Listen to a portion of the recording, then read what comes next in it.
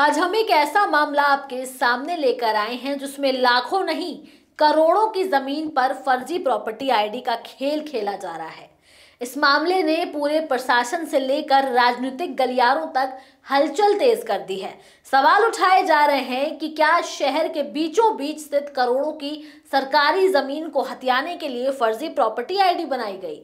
क्या सालों से विवादित चल रही इस जमीन पर गलत तरीके से कब्जा जमाने की कोशिश की जा रही है?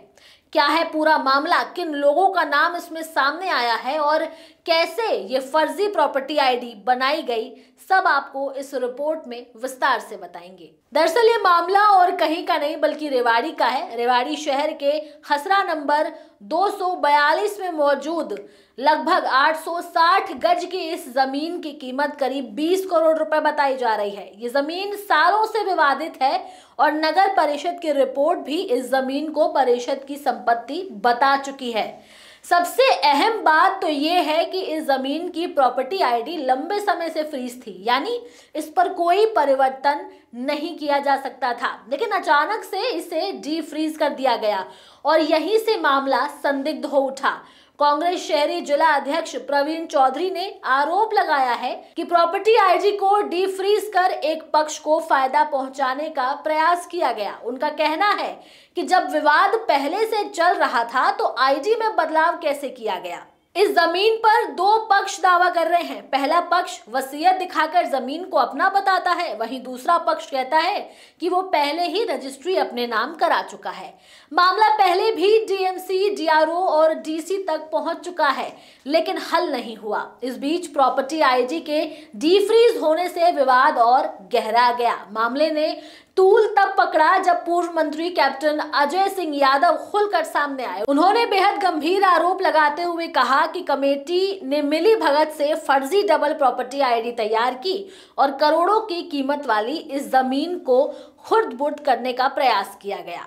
कैप्टन अजय यादव ने डीसी से कठोर कार्रवाई की मांग करते हुए कहा कि यह मामला किसी सामान्य गलती का नहीं बल्कि एक संगठित साजिश का है। इस मामले पर कांग्रेस के शहरी जिला अध्यक्ष प्रवीण चौधरी ने सीधी चेतावनी दी है कि यदि प्रशासन ने तुरंत प्रॉपर्टी आईडी को दोबारा फ्रीज नहीं किया तो वो डीसी कार्यालय के बाहर धरना प्रदर्शन करेंगे। उनका आरोप है कि प्रॉपर्टी आईडी को डीफ्रीज कर विवादित पक्ष को फायदा पहुंचाने का प्रयास किया गया, जो साफ तौर पर अनियमितता का संकेत देता है। दूसरी ओर नगर परिषद के ईओ सुशील कुमार ने सभी आरोपों को खारिज कर दिया। उनका कहना है कि कोई नई प्रॉपर्टी आईडी नहीं बनाई गई, केवल एक पुराना ऑब्जेक्शन हटाया गया है और ये एक रूटीन प्रक्रिया का हिस्सा था। उन्होंने किसी भी तरह की अनियमितता या मिलीभगत से साफ इनकार किया है, लेकिन सवाल ये है कि जब जमीन विवादित थी और मामला सालों से लंबित था तो ऑब्जेक्शन हटाने की जरूरत क्यों पड़ी, और वो भी बिना दोनों पक्षों को जानकारी दिए। विवाद बढ़ता देख रेवाड़ी के डीसी आईएएस अभिषेक मीणा तुरंत हरकत में आए। उन्होंने डीआरओ, एग्जीक्यूटिव इंजीनियर और अन्य वरिष्ठ अधिकारियों को शामिल करते हुए एक विशेष जांच कमेटी गठित की है। डीसी ने साफ कहा है कि प्रॉपर्टी आईडी फिलहाल फ्रीज रहेगी। सबसे पहले जमीन के टाइटल की जांच होगी और यदि किसी अधिकारी की मिलीभगत इसमें पाई गई तो कड़ी कार्रवाई की जाएगी। डीसी ने यह भी स्पष्ट किया है कि यह मामला सीधे राजस्व विभाग से जुड़ा है, इसलिए जांच बेहद गंभीरता से की जाएगी। अब जांच कमेटी की रिपोर्ट आने के बाद ही सच सामने आएगा। फिलहाल रेवाड़ी में ये मुद्दा राजनीतिक रूप से बेहद गर्म हो चुका है और हर पक्ष अपनी अपनी दावेदारी को सही ठहराने में जुटा है। रेवाड़ी की करोड़ों की जमीन पर फर्जी आईडी बनाने का ये मामला कहीं ना कहीं बड़े जमीन घोटाले की ओर इशारा करता है।